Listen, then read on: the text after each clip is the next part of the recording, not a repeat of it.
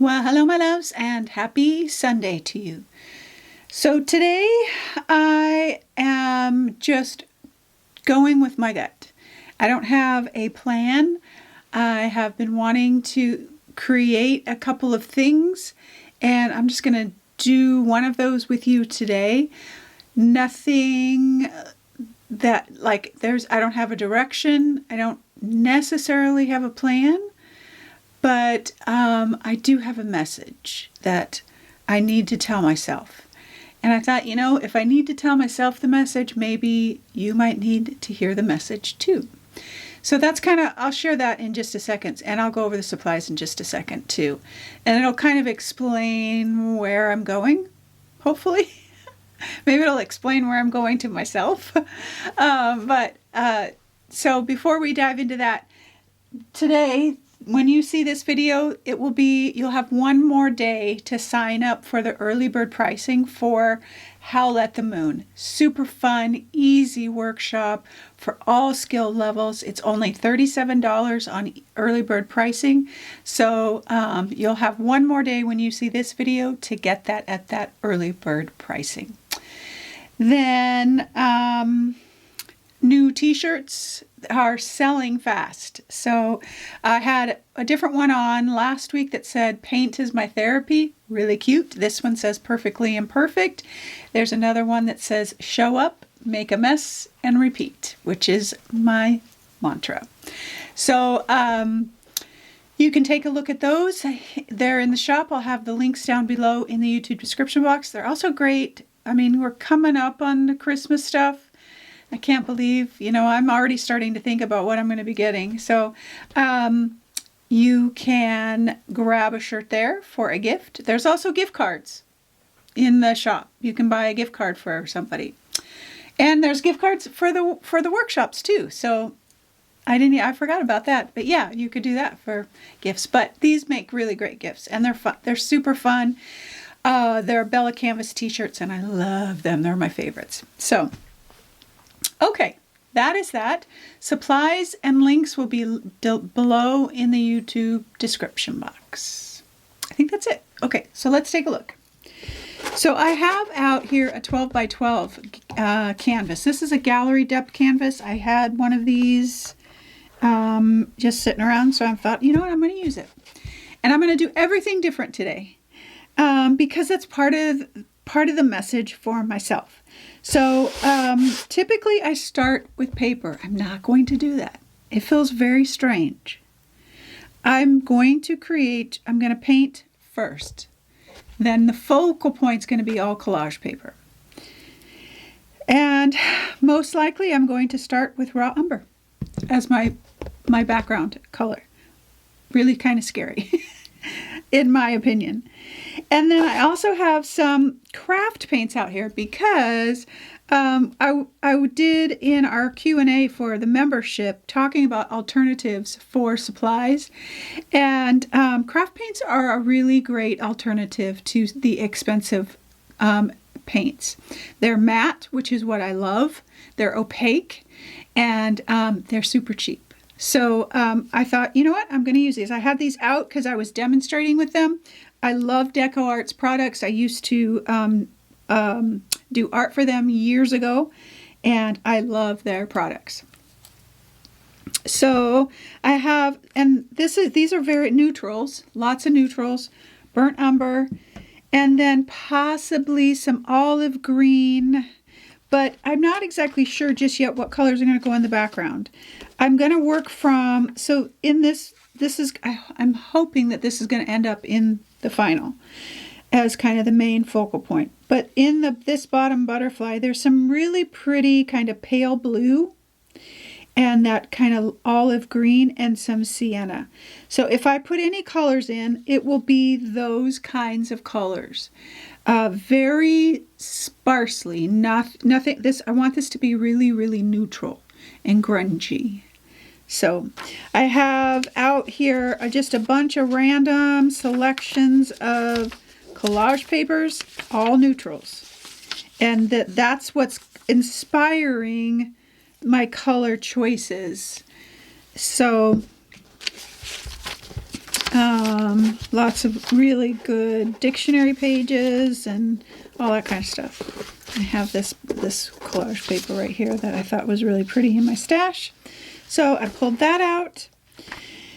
And then I have some stencils. I know that I want to have some type of pattern, and I'm not sure how that's going to show up just yet, if I'm going to use my gesso as I create my texture with it, or if I know that I'm going to be stenciling onto tissue paper with my other, or I may use some of the collage. No, I won't, because I don't have it on tissue paper. I was going to say I could use some of my collage paper from last week's gel printing session with the new stencils, but I don't have, I might have like one or two. I want to do them on tissue paper because I know this is going to have texture, and I can stencil onto tissue paper and then put it down and press it in, and it'll go right into the surface, versus trying to stencil on an uneven textured surface just doesn't work. So this is, I'll give you the option of printing on tissue paper, and it works really great for textured surfaces. So I have, these are all the number and letter stencils that are new in the shop that I released last week, and they are so much fun. These are just, there's like 14 of them, 14 new ones or something. I can't do anything small like that. It's always like, I'm going to make it all. So anyway, I grabbed just a few of those. I want to try and keep it simple as possible, and still make it beautiful. So starting with raw umber, I have my Utrecht gesso out because it's a really thick gesso. And it's a really good matte finish. So I love my Utrecht gesso. This is the professional acrylic gesso. That's going to give me my texture. I also have out my just regular white and black gesso, because I know I'll be doing blacks, and most likely in some of my stenciling. And then again, some of the color, if I do a lot of color, I'll do sienna. And I have burnt and raw sienna. I have some olive green.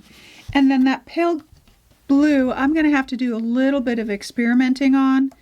I really honestly think that I could use this and then use a lot of white to make it that kind of palish color. So those are, I want my supplies to be super simple. That's my thought process anyway. Okay, 12 by 12 canvas. I'm just trying to make sure I said all of the things that I needed to say. Okay, so I'm going to have the focal point as butterflies, partly because butterflies have some meaning for me, but my message to myself is take a deep breath and let go of the fear. And I have some decisions to make, and they have to do with business and life, and I keep putting them off because I know that they're going to require change. There's going to be that learning curve. There's uncertainty. Anytime we are making decisions or changing things about ourselves or about our surroundings, it's always really scary because we don't have a crystal ball to see the outcome. Like, is this the right choice? Am I making the right decision? Is this change the right thing? And that's kind of where I've been kind of looping around in a couple of things. And I know better than that because I've been here many, many times, and I know that I just need to take a deep breath and do it. And one step at a time, and see what happens. And as we make new decisions like that, as I make new decisions like that, my courage muscles get stronger, get bigger. And I haven't had to, I haven't had to make some of those changes in a while. And so, and I think they will be good changes. You just never know. Everything's always a risk, especially in business, like going in a different direction or branching out into something new, those kinds of things. And so I've been real wishy-washy. And when I'm in that place of uncertainty, it's worse than making the change, because I just kind of go in circles. and I talk to myself in a roundabout way, talk myself out of things, and then I just don't feel good about myself because I know what I need to do. And I know that I can be brave and afraid at the same time. And so this piece is going to be titled, Take a Deep Breath and Let Go of the Fear. Just one step at a time. So it's a message to myself. And as I was writing about it today and thinking through my process of, the directions I'm going, and then thinking about making that into a piece or using that to inspire this, I thought that maybe, and I know a lot of your stories, I know that maybe those words might be helpful to you too, that we all end up in uncertain places and times, and we know that we need to make a change, and yet we're too afraid because we don't know the end result. And you know what? As I'm thinking about it, that's also like our art. I know so many artists who talk to me about being frozen in fear. They like what they have seen or done so far, and they don't know what the outcome is going to be, so they stop. They stop moving forward in their piece and stop moving forward in personal progress or in a job or in whatever. You can fill that into a whole lot of situations.